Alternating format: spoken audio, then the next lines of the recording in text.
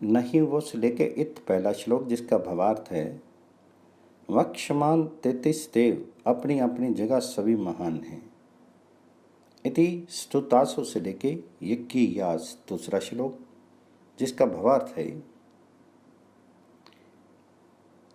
इस मंडल के 28वें सूक्त के प्रथम मंत्र में बताया गया है। त्रिशति त्रयस्परो दिवासो बहिरा सदन। शतपथ के 14वें कांड में इसकी गणना इस प्रकार हुई है। अष्टवसव एकादश रुद्र द्वादश आदित्यस्त एक त्रिंशत् इंद्रश्चैव प्रजापतिश्च त्य स्त्रीशत इत्यादि। ते से लेके प्रावत तीसरा श्लोक, जिसका भावार्थ है जिन देवताओं के महत्व का वर्णन है उन्हें अंतःकरण में स्थान देते हुए मनुष्य मानवोचित जीवन पद्धति का अनुगमन करे। ये देवास से लेके यक्षत चौथा श्लोक, जिसका भावार्थ इस प्रकार है मूर्त अमूर्त सभी देव मानव के लिए सुख प्रदान करने वाले हैं। अष्टम मंडल में 30वां सूक्त समाप्त हुआ। यो से लेके चाकनत पहला श्लोक, जो व्यक्ति कर्मठ है उसी से परमात्मा प्यार करते हैं। पुरोलाशम से लेके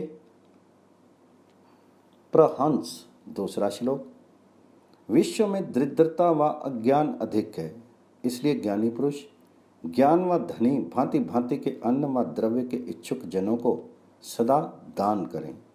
ईश्वर दाताओं को सभी दुखों से बचाता है क्योंकि वही सर्वशक्ति संपन्न है। तस्य से लेके मित्रया तीसरा श्लोक, जिसका भावार्थ है संसार में उसी भक्त का अभ्युदय होता है, शत्रु भी उसी के वशीभूत होते हैं जो हृदय से परोपकार में रत रहते हैं और आस्तिकता से संसार को सुख देते हैं। अस्य से लेके दुहे चौथा श्लोक, जो व्यक्ति सच्चे हृदय से प्रभु की उपासना करता है उसे अत्यधिक व्यय करने पर भी कभी घर में अभाव का अनुभव नहीं होता। या दंपति से लेके 5वां श्लोक, ईश्वर की उपासना करने वाले तथा दानदाता दंपति सदैव सुख पाते हैं। प्रति से लेके वायत 6ठा श्लोक, ऐसे दंपति की जो पारस्परिक एक मत रखते हैं अन्न आदि के अभाव का कदापि अनुभव नहीं करते। ना देवानाम पी से लेके 7वां श्लोक, परमात्मा के प्रति अनुराग कर रखने वाले और बुद्धि का सदुपयोग करने वाले नर नारी सदैव सुख पाते हैं। पत्रिना से लेके 8वां श्लोक, भली संतान ईश्वर के प्रति अनुरक्त दंपति को मिलती है। वितिहोत्रा से लेके दुवे 9वां श्लोक, जो नर नारी सत्पात्रों में अपना धन प्रदान करते हैं, माता पिता और गुरुजनों की सेवा करते हैं, वह सदैव सुख प्राप्त करते हैं। आश्रम से लेके सचा भुआ 10वां श्लोक, प्रत्येक व्यक्ति के लिए उचित है कि वह परमात्मा की परम विभूतियां देखे, जाने व विचारे।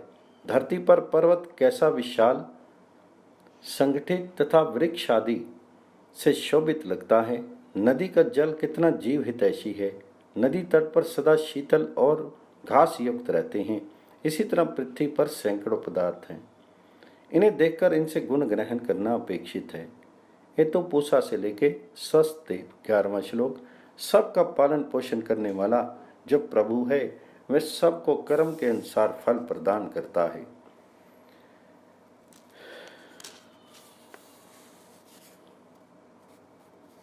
अरमति से लेके इता 12वां श्लोक, जो परमेश्वर का सच्चा भक्त है वह पापी नहीं होता। यथानव से लेके पंथा 13वां श्लोक, जिसका भावार्थ इस प्रकार है मित्र वरुण ब्रह्मा आदि नामों से वाच्य प्रभु की भक्ति से लक्ष्य का पाना सरल हो जाता है।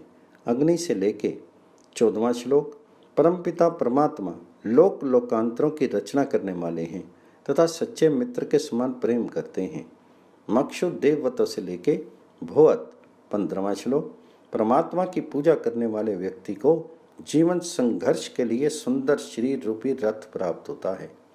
ना यजमान से लेके भोवत 16वां श्लोक, जो व्यक्ति केवल परमात्मा की ही वंदना करता है उसे कदापि किसी प्रकार की हानि नहीं उठानी पड़ती। नकिष्टम से लेके भोवत 17वां श्लोक, जिसका भावार्थ है जो व्यक्ति भगवान जी का आश्रय लेने वाला है और कर्मठ भी है, वह सभी प्रकार के ऐश्वर्य से भरा पूरा रहता है। असदत्र से लेके भुवत 18वां श्लोक। जो परमात्मा का उपासक है उसकी शारीरिक शक्ति तथा मनोबल सदैव बढ़ता जाता है। अष्टम मंडल में 31वां सूक्त समाप्त हुआ। प्र से लेके वोचक पहला श्लोक। विविध शास्त्रों में पारंगत ऐश्वर्यवान जन परमेश्वर आदि का गुणगान कर सकते हैं। यह से लेके ऋण क्षय दूसरा श्लोक, जिसका भावार्थ है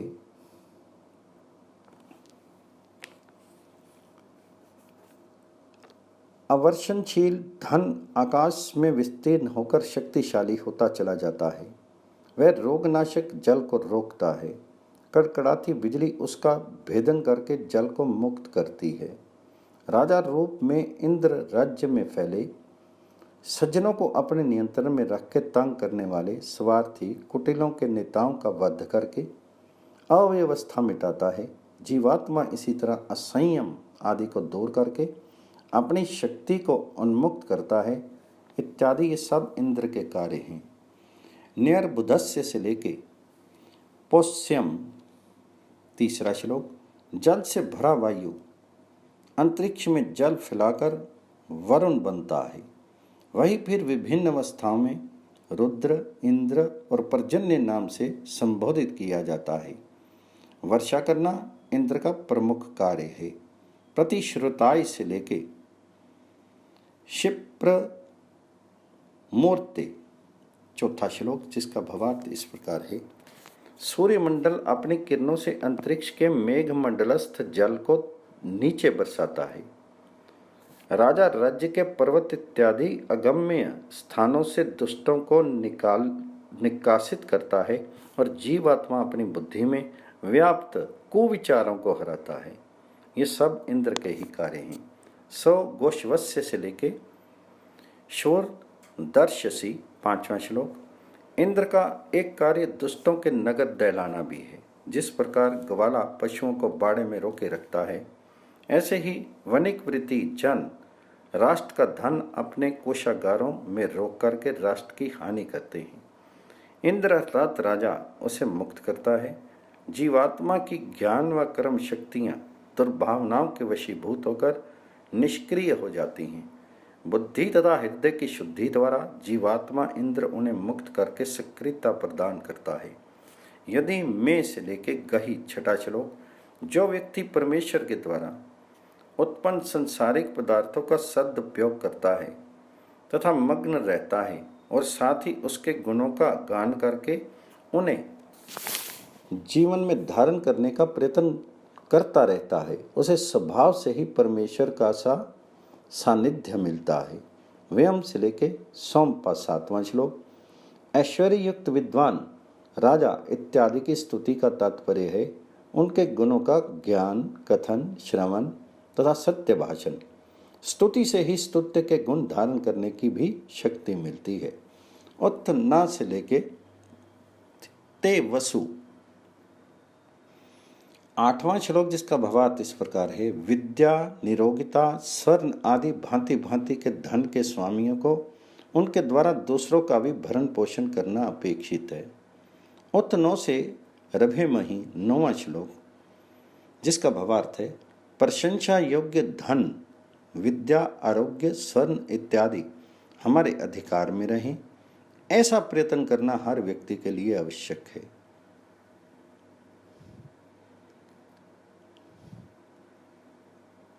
दसवां श्लोक। वृव दुक्थम से लेके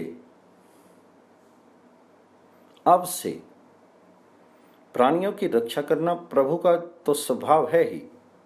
राज्य का रक्षक भी ऐसा व्यक्ति होना चाहिए कि जो प्रजा की रक्षा स्वेच्छा सहित करे तथा अपने आत्मा को परमेश्वर की उपासना से इस योग्य बनाना चाहिए कि अपनी रक्षा स्वयं कर सके। यह से लेके पूर्वसु 11वां श्लोक, जिसका भावार्थ है। प्रभु स्तुति से जीव उसके गुणों को धार करके विविध ऐश्वर्य पाता है तथा स्थिर चित्त होने पर उसके जीवन के मार्ग में आने वाले विघ्न नष्ट हो जाते हैं तथा और तब वह भी विविध कर्म करता है, स ना से लेके रुत्ति भी। 12वां श्लोक, जिसका भावार्थ इस प्रकार है। यदि हम अभ्यास द्वारा ये अनुभव करें कि दानवान प्रभु अथवा हमारा सम्मत शासक हमारी सब प्रकार से रक्षा के लिए सिद्ध है, तो हमारा मनोबल बढ़ता है और हम स्वयं को शक्तिमान अनुभव करते हैं। यो से लेके गायत 13वां श्लोक। अध्यात्म की दृष्टि से जीवात्मा ही इंद्र है। सद्धर्म कर्म को पूर्ण करने वाले का जीवात्मा सखा होता है, अर्थात वह स्वयं का भी मित्र होता है। ऐसा व्यक्ति सपुरुषार्थ से सभी श्रेष्ठ धन प्राप्त करता है। आयनताद से लेके ओजसा 14वां श्लोक। जीवन के संघर्ष में अपनी इंद्रियां वृत्तियों को संयम में रख करके जो अविचल रहता है, वह जीवात्मा यश तथा धन आदि ऐश्वर्य का मालिक होता है। न कि रस्य से लेके दादिति 15वां श्लोक। ऐश्वर्यवान प्रभु सबको देने वाला है और अपने कार्यों में वह प्रभु है। इसी तरह अनुग्रहशील, सब पर समान रूप से कृपा करने वाला राष्ट्र का प्रमुख भी स्वकार्य में स्वतंत्र है। मानव जीवन में जीवात्मा की वही स्थिति है जो ब्रह्मांड का संचालन करने में परमेश्वर की है। नानूनम से लेके पपे 16वां श्लोक, जिसका भावार्थ इस प्रकार है। संसार में विद्यमान प्रत्येक व्यक्ति पर देवऋण, ऋषि ऋण और पितृ ऋण स्वतः ही आरूढ़ रहते हैं, परंतु जो ब्राह्मण वृत्ति का व्यक्ति सबके हित के लिए कर्म करता है, उस पर कोई ऋण नहीं चढ़ता। पन्ने से लेके पन्य इत 17वां श्लोक, जिसका भावार्थ है। मन एवं ब्रह्मा कोशित की ब्राह्मण के अनुसार पुरुष का मन ही ब्रह्मा है। मनुष्य का एकमात्र स्तुत्य इंद्र परमेश्वर है। हम शास्त्र वचन से प्रभु के न केवल गुणगान करें, अपितु उनका मनन करना भी जरूरी है। पन्ने आ से लेके वृद्ध 18वां श्लोक। बालशाली इंद्र जहाँ यजनशीलों को बढ़ाता है, वहाँ स्वार्थियों का नाश भी करता है। वी धूस से लेके सुता नाम 19वां श्लोक, जिसका भावार्थ इस प्रकार है। संसार में प्रभु परिश्रमियों को उनके द्वारा यज्ञ के लिए कर्म अनुसार भोग भुगवाता है। राजा राष्ट्र के लोगों को उनके कर्मों के अनुरूप भोग्य पदार्थ प्रदान करता है। पिब से लेके यस्तव 20वां श्लोक। आध्यात्मिक आनंद का गुणगान वेद में यत्र तत्र किया गया है। अनेक मंत्रों में उस आध्यात्मिक आनंद की ओर निर्देश हैं। ये आध्यात्मिक आनंद जीवात्मा में कुछ तो स्वभावजन्य होता है, कुछ शुभ कर्म करती इंद्रियों से मिलता है। अति ही से लेके पिब 21वां श्लोक। ऐसे आनंद का उपभोग करना व्यक्ति के लिए उचित नहीं जो रोष, अभिमान आदि दुर्गुणों को जन्म दे और इस प्रकार उसके लिए कठिन परिस्थितियां उत्पन्न कर दे। इसी से लेके अवचाकशत 22वां श्लोक। आध्यात्मिक रूप से सुखी होने के लिए मनुष्य ज्ञान, कर्म और भक्ति का निर्देश करने वाली वेद वाणियों का सेवन करे। सूर्य रश्मि से लेके 23वां श्लोक। सूर्य का प्रकाश बिन मांगे स्वभावता मिलता है। जल का अपना यह स्वाभाविक धर्म है कि वह नीचे की ओर बहता है और निचले भूभागों को एकदम घेर लेता है। ऐसे ही परमेश्वरवान परमेश्वर का गुणगान करने वाली मेरी वाणी उनको स्वाभाविक रूप से घेरे रहे। भक्त तभी भगवान के गुणों को निरंतर अपने ध्यान में रख सकता है जबकि स्तुति करना उसका स्वाभाविक क्रिया बन जाए। अधर्व्यवा से लेके पीत्ते 24वां श्लोक। शतपथ में मन को अधर्व्यु कहा गया है। जीवन यज्ञ के होता आत्मा का ये एक सहायक ऋत्विक ही है। यज्ञ में वेदी के स्थान व विधि रचना तथा अन्य सामग्री जुटाना अधर्व्यु का ही काम है। जीवन यज्ञ की साधक सामग्री प्राण शक्ति जुटाना मन का ही काम है। प्राण शक्ति युक्त सुदृढ़ मन ही जीवात्मा का शत्रुभूत दुर्भावनाओं को रुलाकर भगाने में समर्थ बना पाता है। ये से लेके धारियत 25वां श्लोक। सूर्य या विद्युत मेघ को भेद कर किस तरह उनसे कार्य कर पृथ्वी पर छोटे बड़े जलाशयों की रचना करता है, किस प्रकार वृष्टि जल भूमि में पहुंच करके अन्न का उत्पादन वर्धन और उसको परिपक्व करता है, इस सब विज्ञान को जानना अभिष्ट है।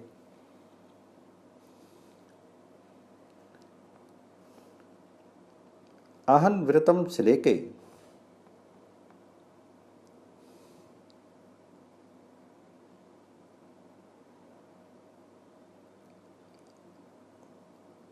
बोर्दम 26वां श्लोक। प्रकृति में मेघ की रचना और उसकी गतिविधियों का एवं वर्षा किस प्रकार होती है इसका अनुसंधान करना अपेक्षित है। प्रवाह से लेकर गायत्री 27वां श्लोक। ब्रह्म बल और क्षत्र बल साथ साथ रहने चाहिए। हमारे सेनापति राजा व स्वयं जीवात्मा में भी जहाँ दुष्ट दलन के लिए अभिष्ट क्षत्र बल हो वहाँ राष्ट्र व चरित्र निर्माण हेतु ब्रह्म बल भी जरूरी है। यो से लेकर चेती 28वां श्लोक, जिसका भावार्थ इस प्रकार है। खाने पीने के उपयोग में आने वाले पदार्थों का सात्विक राजसिक व तामसिक प्रभाव शरीर मन व आत्मा पर पड़ता है। जैसे प्रभाव जैसा हो उसका मद या हर्ष होता है। राष्ट्र निर्माता अथवा मानव जीवन के कर्णधार जीव के लिए आवश्यक है कि वे अपनी इंद्रियों को सौम्य बनाए। ई से लेके हितम 29वां श्लोक। वृष्टि सुख का वहन करने वाले वायु विद्युत हैं और राष्ट्र में सुख का वहन करने वाले राजा व प्रजाजन हैं। ऐसे ही मानव जीवन में आध्यात्मिक सुख के वाहक ज्ञान एवं कर्म इंद्रियां हैं। हितकारी भोग्य पदार्थों का भोग ही हितकारी सार उपजा सकता है। प्रभु से प्रार्थना है कि राष्ट्र में राजा व प्रजाजन और व्यक्तिगत जीवन में ज्ञान और कर्म इंद्रियां हित अथवा पथ्य का ही सेवन करें, जिससे इनके मिलने वाला आनंद भी हितकारी हो। अर्वाच्य लेके वक्ष्ट 30वां श्लोक। व्यक्ति इंद्र की जो ज्ञान तथा कर्म इंद्रियां भोग्य पदार्थों के सौम्य रस का पान कराएं, उनके व उनके अधिष्ठाता व्यक्ति की अनेक प्रशंसा करते हैं। अष्टम मंडल में 32वां सूक्त समाप्त हुआ। वयम घ से लेके आस्ते पहला श्लोक।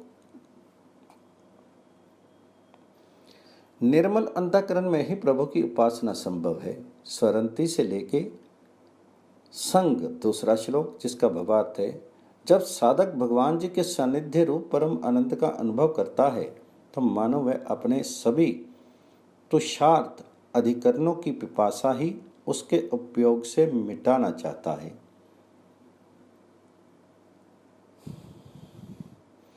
तीसरा श्लोक। शास्त्र बल से ही भौतिक ऐश्वर्य प्राप्त होता है, परंतु साथ ही ब्रह्म अथवा आध्यात्मिक बल की साधना का लक्ष्य भी रखना अभिष्ट है। पाही से लेके हिरण्य चौथा श्लोक, जिसका भावार्थ इस प्रकार है। राष्ट्राध्यक्ष राजा या सेनापति प्राण व अपान की सम्मिलित शक्ति से बलिष्ठ योद्धा अर्थात संघर्षशील होकर संसारिक पदार्थों को प्रदान करने वाला साधन युक्त गतिशील और तेजस्वी हो। यह से लेके 5वां श्लोक। राष्ट्र नेता के गुणों का वर्णन करते हुए बताया गया है कि वह दृढ़ संकल्पी, साहसी, गुणवान व शत्रु दमन में समर्थ हो। यो धृष्टों से लेके शाकिना 6वां श्लोक, जिसका भावार्थ इस प्रकार है। राज सेना के साहसी होने व धूर्तों की संगति से बचे रहने से ही समर्थ जन उससे लाभान्वित होते हैं और उसका सर्वत्र यश गूंजता है। क ई से लेके शिष्यन 7वां श्लोक। शूर सेनापति अन्न के सेवन व प्राण शक्ति के संचय से बलशाली बनता है। उसके शारीरिक बल व साहस का रहस्य यही है। दाना से लेके ओजसा 8वां श्लोक। इंद्रियों का संचालन मन ही मानव के सभी दोषों को दूर करता है।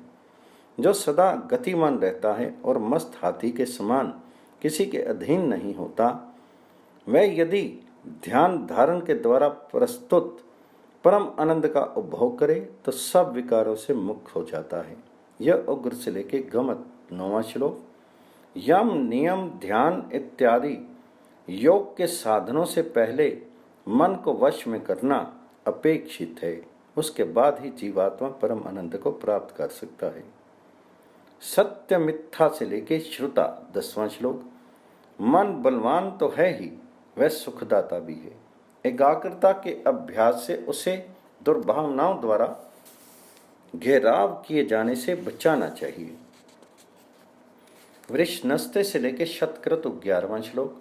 जिस आदमी का शीर, इंद्रियां, मन व बुद्धि आदि जीवन चक्र के सभी चालक यंत्र सुदृढ़ हैं, वह संसार में नाना कर्म सुदृढ़ संकल्प से करता है तथा स्वयं समर्थ व दानशील होता है।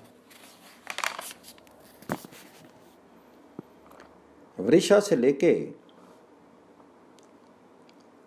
हरि नाम 12वां श्लोक। यम नियम इत्यादि साधनों से समाहित मन से शरीर की प्रत्येक नाड़ी में वीर का आघान होता है। वीर पुरुष इसी तरह बलवान बनते हैं। ऐन्द्र से लेके चैसक्रतु 13वां श्लोक। चाहे मनुष्य सकर्मा भी हो जाए तब भी जब तक वह मन व इंद्रियों को यम नियम आदि के द्वारा समाहित कर उससे मिलने वाले दिव्य आनंद का भोग नहीं करता, तब तक वेद इत्यादि ज्ञान विज्ञान की बातों को नहीं सुन सकता। वहंतों से लेकर शतक्रतु 14वां श्लोक। इंद्रियों को अपने वश में करने में जो व्यक्ति समर्थ है वही सुख से जीवन बिता सकता है। जिसका इंद्रियों आदि पर वश नहीं है उसका सामर्थ्य भी व्यर्थ है। अस्माकम से लेकर सोमपा 15वां श्लोक। भगवान जी की प्रेरणा से ही मनुष्य श्लाघा करने योग्य गुण कर्म स्वभाव को पाता है और जीवन में आनंद करता है। नहीं से लेके अन्य 16वां श्लोक। वीर व्यक्ति के मन इंद्रियां आदि जब तक उसके अपने वश में रहते हैं तभी तक वह आनंद पाता है। प्राय नियंत्रण में वह सुखी नहीं होता है। इंद्रश से लेके रघुम 17वां श्लोक। नितांत समर्थपति भी यदि कभी ये अनुभव करे कि उसकी भार्या की विचारधारा और उसके विचारधारा में साम्य नहीं है तो क्या होना चाहिए, ये अगले मंत्र में बताया गया है। सप्तों से लेके उत्तरा 18वां श्लोक। इससे पूर्व व्यक्त शंका का उत्तर ये है कि पति पत्नी का पारिवारिक जीवन दोनों का संयुक्त दायित्व है, परंतु शारीरिक दृष्टि आदि के अधिक बलशाली तथा दानशील पति का दायित्व अधिक बड़ा है। उसी तरह जैसे कि रथ आदि में जुती जोड़ी में से अधिक बलिष्ठ पर अधिक भार पड़ता है। आगाज से लेके वभुवित 19वां श्लोक। यज्ञ के 4 ऋतज्ञों में से ब्रह्मा उद्गाता है। वह निर्देश देते रहते हैं कि ऐसा करो, ऐसा नहीं करो इत्यादि। गृहस्थ रूपी यज्ञ की ब्रह्मा तो मानो नारी ही है। वे कर्म करने के उत्तरदायी शक्तिशाली पुरुष इंद्र को इस जीवन यज्ञ में परामर्श देती रहती है। नीचे देखने का अभिप्राय है विनयी होना व ऊपर देखने का है उद्दत होना। मनुष्य 2 पैरों को इस प्रकार सामंजस्य से बढ़ाए कि उसके जीवन में प्रगति हो। अष्टम मंडल में 33वां सूक्त समाप्त हुआ। ऐन्द्र से लेकर दिवावसो 1 श्लोक। स्तुति का परिणाम गुणों को धारण करना और अवगुणों को छोड़ना है। बुद्धिमान द्वारा की गई ईश्वर आदि की स्तुति को मानव अपनी इंद्रियों, अंतःकरण व प्राण आदि साधनों से अपने में बसाए तो वह स्वयं दिव्य गुणी बनता है। ऐसा अवसर नहीं त्यागना चाहिए। आत्वा से लेकर दिवावसो 2 श्लोक। विद्वान स्तोता न केवल स्ववाणी से उपदेश ही करे अपितु उपध्योषक वादित्रों की मदद से भी श्रोता के मन में अपना कथन भी भली भांति बसा दे। अत्रा से लेकर दिवावसो 3 श्लोक। विद्वान स्तोता की वाणी में विद्युत गर्जन श्रीखा बल हो, अर्थात वह इतनी बलयुक्त हो कि श्रोता साधक को सुनना ही पड़े। आत्वा से लेकर दिवावसो 4 श्लोक, जिसका भावार्थ है सद्गुण साधक, तेरा ये सौभाग्य है कि बुद्धिमान विद्वानों ने अपने गुण वर्णन के श्रोता के स्वरूप तुझे स्वीकारा है। इस अवसर पर चूक नहीं करें। दधामी ते से लेके दिवावसो 5वां श्लोक। विद्वान स्तोता साधक को सुपात्र समझ पहले उसे ही अपने द्वारा की गई ईश्वर आदि की स्तुति सुनाता है। साथ ही वह आशा भी रखता है कि इसे सुनकर वह इसको रोक अपने पास ही रखे। रोधक वृत्र मेघ न बन के दूसरों को ज्ञान दे। समझ से लेके दिवावसो 6वां श्लोक। जब श्रोता साधक ज्ञान की वर्षा करने वाला है तो अन्य साधारण जन उससे अपेक्षा रखे कि वह अपनी सारी सूझबूझ व कर्म शक्ति का दूसरों को उपदेश दे। आनो से लेके दिवावसो 7वां श्लोक। सामान्य जन श्रोता साधक से अनुरोध करते हैं कि वह स्वयं ज्ञानी बन करके अन्य को अपने उपदेश रूपी अमृत की वर्षा से लाभान्वित करे। आठवां से लेके दिवावसो 8वां श्लोक। बलार्थी साधक के लिए उचित है कि वे अपनी उन्नति के लिए मननशील हितकारक दिव्य गुणियों में श्रेष्ठ दिव्य गुणी का सेवन करे। 8वां से लेके दिवावसो 9वां श्लोक। प्राणायाम के द्वारा प्राणों पर नियंत्रण करने से बलार्थी साधक को बल प्राप्त हो सकता है। आ से लेके दिवावसो 10वां श्लोक। समर्थ विद्वान पदार्थों के संबंध में ज्ञान विज्ञान के आदान प्रदान का सच्चे हृदय से प्रयास करे। इस प्रकार साधक बलार्थी दिव्यता की दिशा में आगे बढ़ता है। आनो से लेके दिवावसो 11वां श्लोक। बलार्थी साधक ऐसे शुभ अवसर की खोज में रहे कि जब उसे विद्वानों के उपयुक्त कथन सुनने को मिले। विद्वान द्वारा वेदों में वर्णित सृष्टि के पदार्थों के गुण अवगुण का वर्णन स्तोत्र होता है। साधक परम आनंद से उन्हें सुने। सरुपेरा से लेके दिवावसो 12वां श्लोक। साधक अकेले नहीं अपितु अपने जैसे ही परिपुष्ट क्षत्रिय आदि साधनों वाले साथियों सहित आकर विद्वानों का सहयोग ले। आयाही से लेके दिवावसो 13वां श्लोक। साधक के लिए उचित है कि वह अपने मार्ग की सभी विघ्न बाधाओं को लांघे और समर्थ विद्वान की सेवा में पहुंचे। आनो से लेके दिवावसो 14वां श्लोक। साधक का ये कर्तव्य है कि वह विद्वानों का अनुसरण करे। उसे चाहिए कि उसके ज्ञान एवं कर्म बल के अनुसार अपने ज्ञान एवं कर्म बल को बढ़ाने को प्रयत्नशील रहे। आना से लेके दिवावसो 15वां श्लोक। साधक का यह कर्तव्य है कि वह बलवान उपदेशक विद्वान से शिक्षा लेकर असंख्य प्रकार के पौष्टिक पदार्थों बल बुद्धि के योग अभ्यास आदि की साधनभूत क्रियाओं के अभ्यास का संकल्प ले। आ से लेके पश्चिम 16वां श्लोक। साधक और उसे उपदेश देने वाला शक्तिशाली विद्वान वही बल प्राप्त करे कि जो उसके ज्ञान तथा कर्म शक्ति में वृद्धि करे। यह से लेके इवा 17वां श्लोक। जो विद्वज्जन स्वयं धर्म मार्ग पर चलकर साधकों के लिए जीवन यात्रा का मार्ग सुगम तथा सुखद बनाते हैं वह वस्तुतः स्तुत्य हैं। जैसे सूर्य से प्रकाश पाकर आकाश में नक्षत्र चमकते हैं वैसे ही यज्ञ कांति से ये विद्वान यशस्वी होते हैं।